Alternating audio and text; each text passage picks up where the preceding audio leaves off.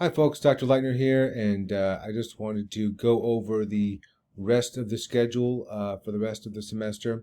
Obviously I had to move around some due dates, so I will just get right into it.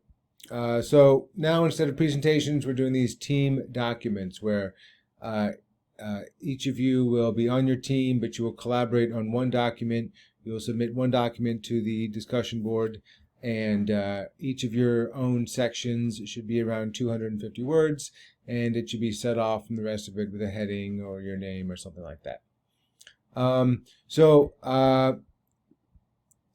Make sure you bold your keywords and your value words so I can see those, and then by 24 hours after the initial team posts, go ahead and vote for the team you think should have its piece in the museum, and I'll tabulate those, and I'll send out an announcement about that. All your Learn Smart assignments are due before May 14th, so don't forget about that. But other than that, don't worry about the due dates for those. Try and do it before, obviously, your presentation. Not presentation, but your team document. So Thursday, actually today, your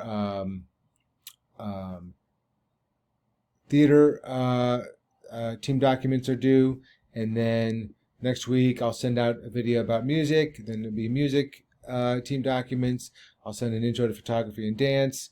Now, your team will choose one of those, so choose photography or dance.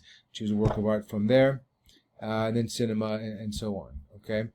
Now, there's one extra assignment. I took off the group presentation at the end, and I added an extra assignment. And this is a real short micro essay, which is called A Museum of You. And so you're going to select 6 works of art from the book or from your experience or from anywhere that expresses your personality and your values. So I'm sorry, at least 3 of these should not be from the textbook. So make sure you do choose something other than your own, something that you choose yourself and not just from the textbook.